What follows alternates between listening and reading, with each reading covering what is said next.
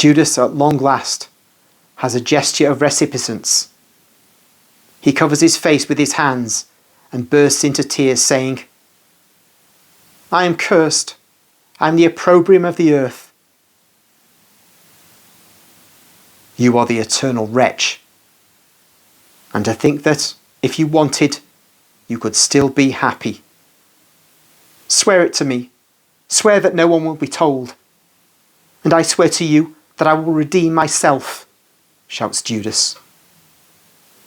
Do not say, and I will redeem myself. You cannot. I alone can redeem you. He who was speaking through your lips a short while ago can be defeated only by me. Tell me the words of humility. Lord, save me, and I will free you from your ruler. Do you not understand that I am waiting more for that word of yours than from a kiss of my mother? Judas is weeping, but he does not say that word. Go. Go out of here. Go up to the terrace. Go wherever you wish, but make no noisy scene. Go. Go. No one will find you out, because I shall be watching. As from tomorrow, you will keep the money. Everything is quite useless now.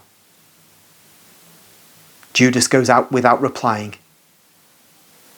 Jesus, now all alone, drops on a seat near the table, and with his head resting on his arms folded on the table, he weeps distressingly.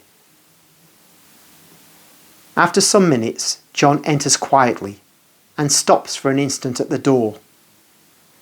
He is as white as death. He then runs towards Jesus and embraces him, imploring, Do not weep, Master, do not weep. I love you also for that wretch. He lifts him, kisses him, drinks the tears of his God, and weeps too. Jesus embraces him, and the two fair-headed heads exchange tears and kisses. But Jesus soon controls himself and says, John, for my sake, forget what happened. I want that. Yes, my Lord, I will try to do that, but do not suffer any more. Ah, how sorrowful. And he made me sin, my Lord. I lied. I had to lie because the women disciples came back. No, the relatives of the woman came first. They wanted you to bless you. A baby boy was born without complications. I said that you'd gone back to the mountain.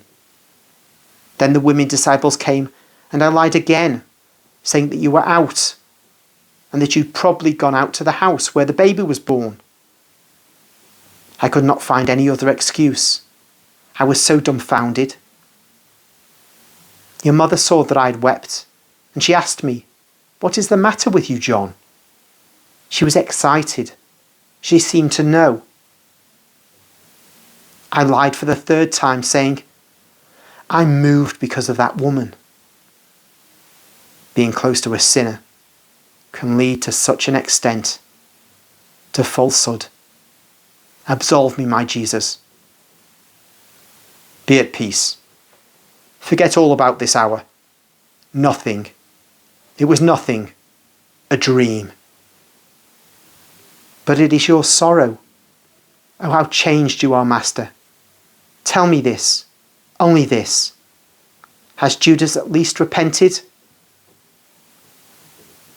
And who can understand Judas, son? None of us, but you can.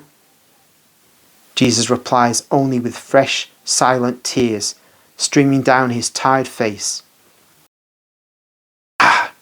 He has not repented. John is terrified. Where is he now? Have you seen him? Yes, he looked out of the terrace.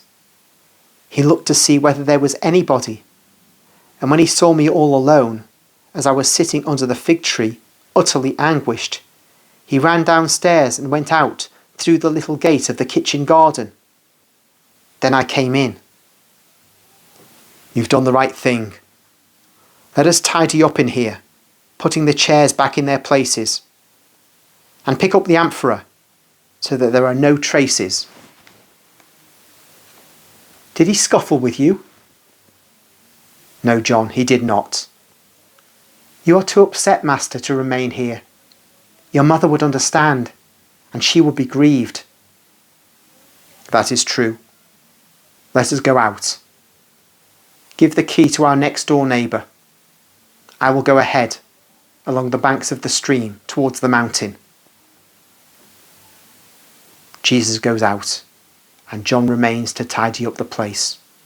Then he goes out as well.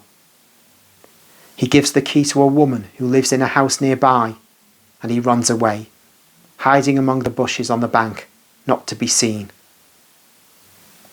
At about 100 meters from the house, there is Jesus, sitting on a rock. Upon hearing the steps of the apostle, he turns round. His face is pale in the evening light. John sits on the ground close to him and rests his head on his lap, raising his face to look at him. He sees that there are still tears on Jesus' cheeks. "Oh, do not suffer any more. Do not suffer any more, Master. I cannot bear to see you suffer." "And am I not to suffer because of that? My deepest grief. Remember that, John. This will be forever my deepest grief. You cannot understand everything yet. My deepest grief." Jesus is depressed. John is holding him close to himself, with his arms round his waist, anguished at not being able to console him. Jesus raises his head, opens his eyes that he had closed to refrain his tears, and says, "Remember that we are in three to know, the culprit, you, and I, and no one else must know. No one will learn it from me. But how could he do that? Well, he took the money of the community. But that, I thought I'd become mad when I saw. Horrible. I told you to forget. I'm trying hard, Master, but it is too horrible." "It is horrible. Yes, John, it is."